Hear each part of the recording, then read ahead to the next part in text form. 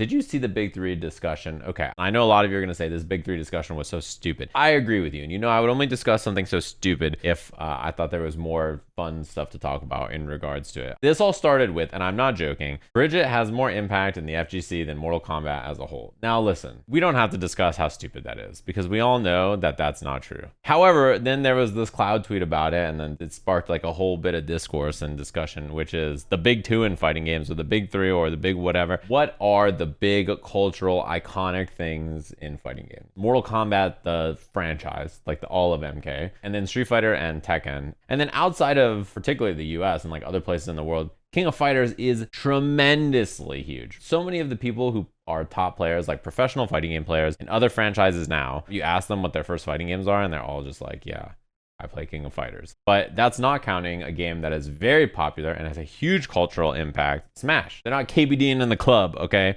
They're playing fucking Smash Ultimate. And then that spawned into like another whole discourse about how Guilty Gear players aren't funny and like what are the other funny fighting game communities. And then I saw people saying, well, it's not just Guilty Gear players. I also think X community is not funny. Everybody just started fighting each other. And I'm gonna be honest, I don't think any of you guys are funny. As like an adult human, where do I even pinpoint who started all this nonsense on my Twitter? And then now you got to go out there and be like, you know who's not funny? This community. Here's a clip of one person being funny. But guess what? You're not. And the stupid shit on your timeline that's not their tweet is all whack. They post a clip of Hook Gang God being like, my dog could get top 32. And then he laughs like a dolphin. You're lucky that Hook Gang God can laugh like that. Because if it wasn't for him, your ass would be getting beat. There's like one funny guy in like all of your circles, okay? There's like one, and you're leeching off of them. None of it's actually about being funny or anything. It's instead about making fun of each other's communities because you're just so insecure and uninteresting and spiteful about other people. And all of you have to occupy the same spaces, right? Which is unfortunate for me. At the next tournament, it's not like all these communities you're trying to make fun of aren't gonna all be there. I don't care about any of you unless I see you in person. All right. If you're on the Everything app, I don't care about you. You could be my best friend. If I see you tweet something stupid, I'm like, yeah, we got to get rid of that guy. None of you are funny. And instead, you should just post funny clips so that I could watch them. Funny Clip Tuesday. Everybody just posts funny clips and I could just laugh. Instead of you guys trying to put text on there and make a point because your points are stupid. We got America's Home Videos this shit. I'll be the host and I'll just take funny clip suggestions. We can watch them all on stream. I'll be like, look at that. Ain't this guy silly? He wins a $70 gift card to Claim Jumper. What do they give away? Something like that, right? That's basically what they do. None of this is funny. My timeline looks like a big pile of shit. Yeah, they're using Brian F. They're wielding you as a weapon. And I know that feeling of being used as a weapon in a way that you didn't mean. It's his own face and voice and body and gameplay on screen. And he's got to be like, why are you using a clip of me in this way? Like, he's got to go there and be like, listen, back it up, buddy. This is something that's related to the slam. And it's probably the most frustrating thing about running the slam. It's my least favorite part about doing Sajam Slam. And it's like 3 for 3. I've run 3 of these now. This is the problem.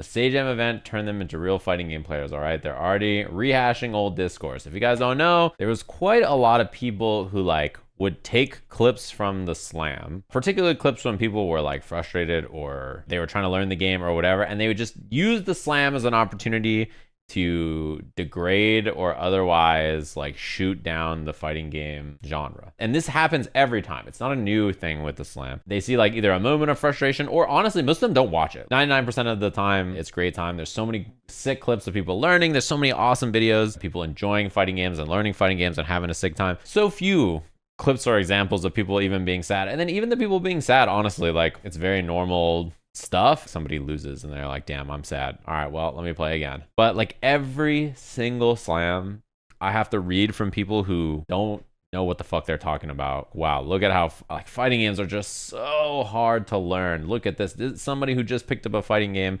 struggled the first day they learned the game. Man, they must be so hard to learn compared to like they just use it to say some trite thing that's not true and they just don't know what they're talking about. Listen, I started by making tutorial content, teaching people fighting games, right? I've been doing this a long time, doing tutorials about characters in the game, doing analytical content about fighting games and like teaching people high level concepts and ideas, teaching brand new players the game. Now running the slam, right? We run 3 slams. And then also I'm sure you guys saw me teaching new players during 2XK. I've taught so many players from so many different skill levels, from teaching someone who's literally never played a fighting game before to like, I've been offered full-time coaching jobs by orgs, like people who are world champion fighting game players. So I promise I'm very familiar with the concept of someone who doesn't know anything about fighting games or knows a little bit or knows a lot of it, and then helping them get involved in the game.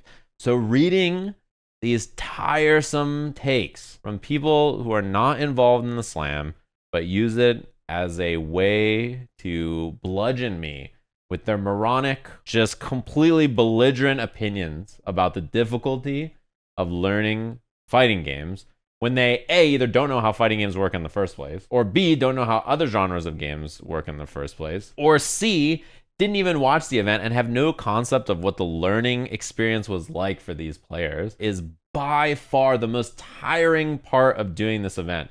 The worst thing about running the Sajam Slam is you on social media. It's you being fucking obnoxious every single time. And it's not Aru. I'm not, that's why he's off the screen. These people are learning fighting games either from no experience or like some kind of experience watching, or they played before, perhaps, whatever it is, right? You know what their biggest complaint about the slam was? They were like, I'm getting backseated by these annoying fucks when I'm trying to learn the game. That's what they said. They didn't say, you know what sucks about learning fighting games? Fighting games. They said it was people. The biggest enemy to fighting games are fighting game players who won't shut the fuck up about how hard they are to play or how bad the new player experience is when they're not even paying attention to it. They're not looking at it. They're not watching it. They're not celebrating all the cool moments that happen where other people are learning the games and having a good time. It's people who just want to be miserable and wallow in their unhappiness about the genre. And to be honest, a lot of them are probably burnt out or don't care about fighting games or are frustrated about fighting games in some way.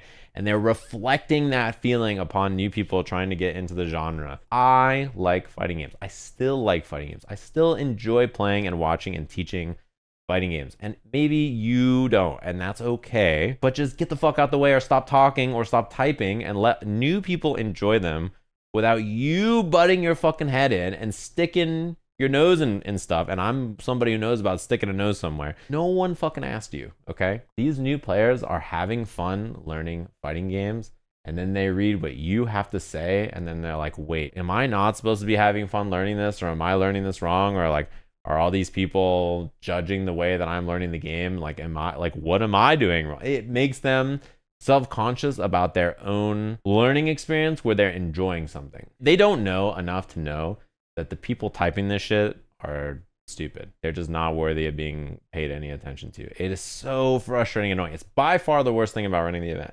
The event is so dope. The worst part about running it is this nonsense on the internet. It's like unbelievable how stupid it is, and it happens every time, and it makes me so mad. I have to tell you this, chat room, because I'm so close so often on yapping at people, but I just don't, because I know that if I type something, everybody will see it. Coney tweeted about these fucking Sonic fans for like a month, and I had to read Coney and these Sonic fans yapping at each other. Shut up, stop arguing with these people. I don't give a fuck, man. Like, who cares?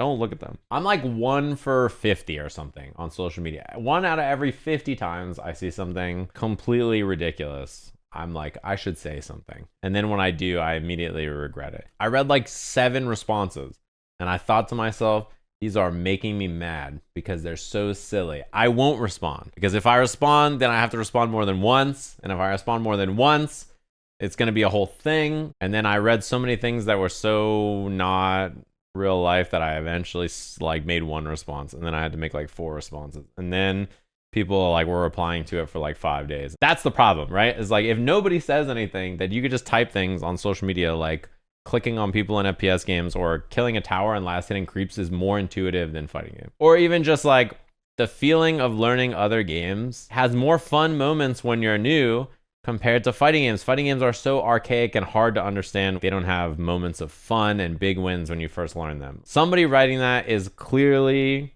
The stupidest thing you've ever heard. And yet they were written and like nobody rebutted them or like even called them out. And like they're just so completely wrong. One of the clips from the slam was someone anti-airing someone like 4 times and they were like screaming with joy for anti-airing. You just watch anybody play the slam and like do anything for the first time ever and they're having a blast. I promise you, in the last 4 months, I've been teaching people deadlock, teaching people how to play TFT, teaching people how to play fighting games, like teaching people to play all these different genres. Oh man, all of it is like that. There's always like cool wins to find, but also just like the frustration of being stuck when you're new and like bad things happening to you. Deadlock is a brutal game in that regard. IQ is someone who's like a professional mobile player who's been playing the game for like a month now, maybe more, and every game he's like, I'm so shit at this game. I'm so bad. This shit's impossible. No, I'm not talking about Scar. It's someone else. But Scar had the same thing where he like tried to learn the game. His first impression of Deadlock when I played with him was basically, I don't think he liked it very much. And then I saw him playing again, and I get the sense that like once he wasn't just dying to high MMR players in our lobbies, like it was probably a lot more fun.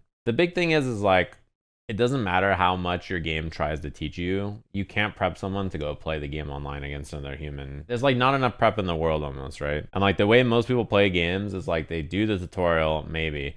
Then they like pick a character and then they go fight and they want to beat up somebody else. The amount of people who like got on Deadlock and I'm like, did you do the tutorial? And they're like, you think I need to? I'm probably fine to just jump in, right? Like, just tell me what to do. I'm not even telling you if they did the tutorial, if it would help them. It would help, but like if it would save them in the first game. They don't even want to do it to begin with, so. It's one thing to run an event like this. It's another thing to like run an event where the purpose of the event is to show how cool fighting games are and give people the ability to like learn them in real time. Like the actual learning process of someone like Lily, who's like never played Street Fighter, to go from not playing the game to platinum in like a week and a half is like hype, right? Isn't that like sick? That's an insane amount of progress. That's awesome. And then I have to read like, yes, fighting games are so hard to learn. No one can learn fighting games. They're just so tough and shit and bad. Let me tell you about why they're bad.